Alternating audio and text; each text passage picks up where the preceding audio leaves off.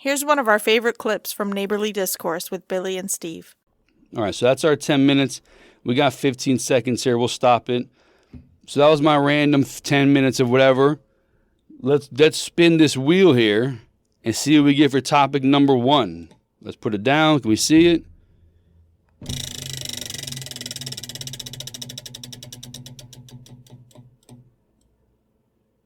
Oh, we got sports. All right, sports. 15 minutes of sports. So here we go. So I'm a Bills fan. Since as long as I can remember, I've been a Bills fan. You know what I mean? So we're trying to say that I've been a Bills fan as a kid. You pick the teams that are winning. Those are your favorite teams. So when I was a kid, Buffalo was winning every year, Super Bowl 4 years in a row.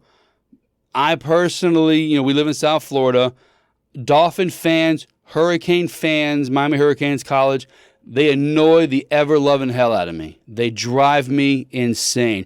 If I have to hear one more loser Dolphin fan talk about undefeated team in 72, I'm going to lose my mind. All right? It stopped living in the past. Your team has sucked since then.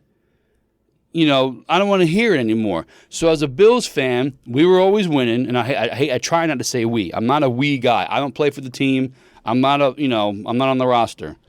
So I've been a Bills fan because they were winning. I want to be on a winning team, so you pick the team who's winning.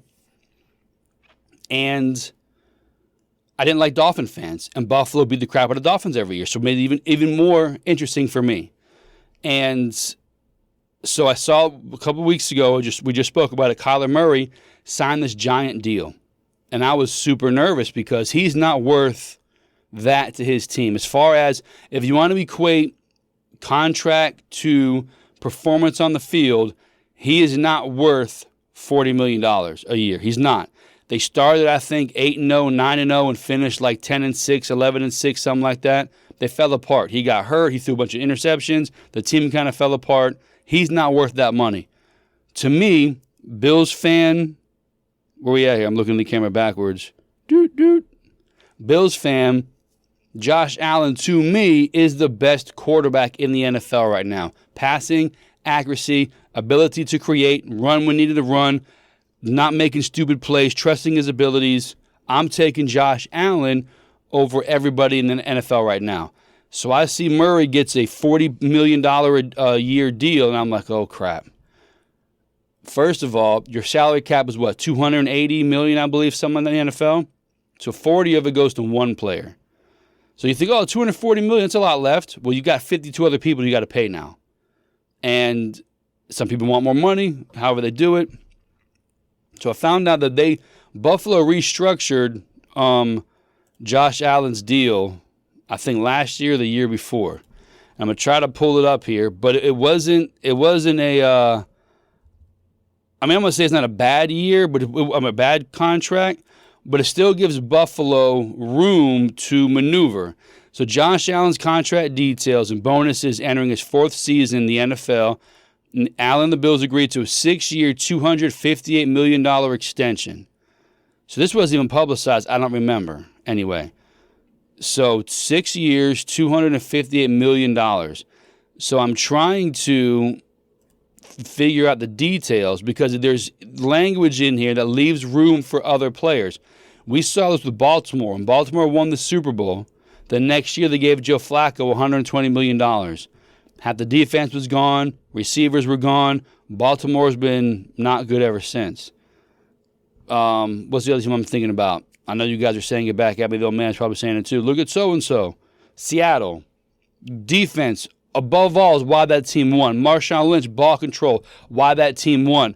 They give all the money to Russell Wilson. They've done nothing since. Dismantled the defense. Lynch was gone. Replacement guys. Seattle's fallen off worse than Baltimore. Baltimore's been consistent. They've not been to the Super Bowl, but they've been in contention in the playoffs and stuff like that. Seattle just, the bottom fell out of them. You paid all the quarterback all that money, the rest of your team suffers. So I was highly concerned when I found out Buffalo was going to potentially have to pay Josh Allen all this money because he has to match with what's his name, Murray. And we all know my thoughts on Aaron Rodgers. Aaron Rodgers has a clause in his contract where he has to be the highest paid quarterback in the league. So that's why Devontae Adams is gone. That's why he never gets good receivers. There's no money to give to anybody because Rodgers always has to be the number one quarterback in the league. So you can't go out and get stud receivers, a stud running back, stud defensive players. You got to hope you can grow them in your system. And they did with Devontae Adams. But it came time to get paid, he left. They couldn't afford to pay him. Aaron Jones, he's probably going to be gone soon because they've got Dillon behind him. So he'll probably end up taking over because Jones is going to want to get paid. He'll be out of there. So they're looking, my opinion is, they're not going to win with Love as he's backing up Rodgers right now. They're not going to win with him. I don't think he's that good. Hopefully he's learning behind Rodgers. But they can't wait to get him in there. Rodgers is $50 million a year gone so they can rebuild their team. So anyway, I'm looking at Josh Allen here. All right, he's a 6-year contract, $258 million. Signing bonus $16.5, average salary $43 million. Game day something to sign. It's got $100 million. That can't be right. Oh yeah, $100 million, a total $100 million free agency, in 2029. So they've got a lot of cash, yearly cash deal: $20 million, $46 million. In 2023, $28 million, 24, $30 million, 25, $39 million, 26, $30 million, $38 million, 27, $40 million, 28, $41 million. So his contract is backloaded, which gives me concern, gives me hope that they believe they can win now because they've got, 2021 he was making $20 million. 2022 he's jumping to the $46 million.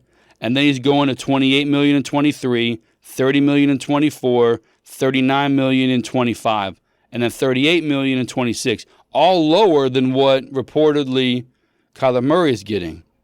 So they still have room to maneuver to get some more players, some better players as far as salary goes. So I look at it two ways. One, they believe in their team. They're going to pay him a little bit up front, get a bunch of talent in, backload his contract because they're going to win now. And I look at, or they could win now. I'm not sure if that sounded ridiculous when I just said that.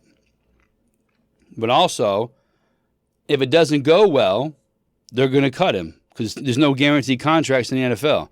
And they don't want to pay that, the last 3 years, totaling over $100 million, $120 million it looks like. They can just cut him.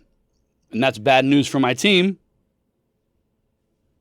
because he's the best quarterback in the NFL right now. So contract notes, $100 million guaranteed at signing, $10 million of 2024 fully guaranteed, additional 1.3 salary fully guaranteed, a fifth league day. He's got a whole bunch of bonuses. So it looks like a lot of his contract is structured with bonuses and whatnot. I'm for that. You perform, you get paid for it. But it does make me nervous that the team can't get people there. But if it's a $280 million salary cap and he's taking, around $30 a year, okay, not great, but it's not that bad. So you got to wonder, like in the NFL, I've only seen one player in my time watching football that made everybody else around that quarterback better, and it's Peyton Manning. I'm for Brady, but Brady he fits the system and he elevates the system. He does not Brady never threw more than 20. I think he never threw more than 26 touchdowns in his career until Randy Moss got there. So he gets Randy Moss, one of the best ever, if not the best ever, and Brady gets his best career ever. Okay? Now, since then, they've opened up a little more. Bruce Arians in Tampa the last few years really aired it out with him. But Brady fit his system, no more, no less. Fit the piece and keep moving. We're not gonna blow the doors off a team. We're gonna be consistent. Brady's not gonna make any mistakes, and they're gonna win. Remember, Brady's first 3 Super Bowls decided by a field goal against Seattle. Everybody in the world knew Marshawn Lynch should have gotten the ball. Do you know who knew Marshawn Lynch was not going to get the ball? was the Patriots, was Malcolm Butler, was Bill Belichick. Because they film studied their brains out and said, listen, when you see this guy on this side of the hash and this guy with 2 steps back and this guy come in motion, this outside guy is slanting in. This outside guy is slanting in. So they see that. It's in their head. Holy crap, this is the play. So what does he do? Malcolm Brown jumps the route, gets the interception. They knew what they were doing before half the Seattle Seahawks knew what they were doing. But that being said, Brady wins a ring, not even on the field. Now, again, I don't buy that argument. People are like, oh, Brady, he won his 7th ring or 6th ring. He wasn't even on the field. Well, he played the other 59 minutes. So, I mean, he was there. You know, don't give me that argument. He wasn't even on the field. But for argument's sake, 3 wins by a field goal, 1 win, interception at the end of the game, literally end the game, against Atlanta. Atlanta was beating the piss out of them. They were destroying them with 28-3 at halftime or something. But what happened? Atlanta, poorly coached, fell apart. Most importantly, never talked about, they only scored 3 points in the second half. Belichick went into halftime, mad scientisted out, and boom, they didn't score another touchdown, only a field goal in the second half. The defense stepped it up, and Brady just stuck to the game plan.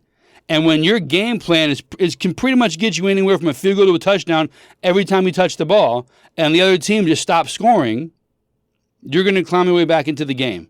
Brady gets credit for the comeback because comeback in the NFL history, all these things, except for the defense shut down. What the hell the team name? Shut down Atlanta. So Peyton Manning is the only guy that I've ever seen that makes everybody around him better.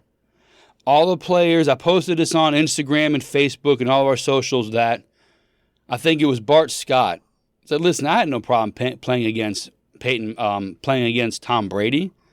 We had to worry about Belichick's scheme, but Tom Brady, we didn't have to worry about that. We lost sleep preparing for Peyton Manning. D coordinators calling us in the middle of the night, hey, with Peyton, how does Peyton understand this? We're like, we don't know, man. We change our coverages, we change our audibles, and he sees us, and the very next play, he knows what we're doing. We lose sleep preparing for Peyton Manning. Peyton Manning made the defense nervous, and he made everybody on his team better. 4 coaches to the Super Bowl. 2 coaches, victors, except for John Fox, who has gone to the Super Bowl with Carolina before Peyton Manning. Gary Kubiak's never been there. I don't believe Dungy was until Manning. Even with Tampa Bay, he wasn't there. He had a good defense, but he didn't win the Super Bowl, I don't believe. If he got to the Super Bowl. Caldwell, who when he coached for after Peyton Manning, when he coached for Detroit was like 0-16, I think, or 1-2-14 or something like that.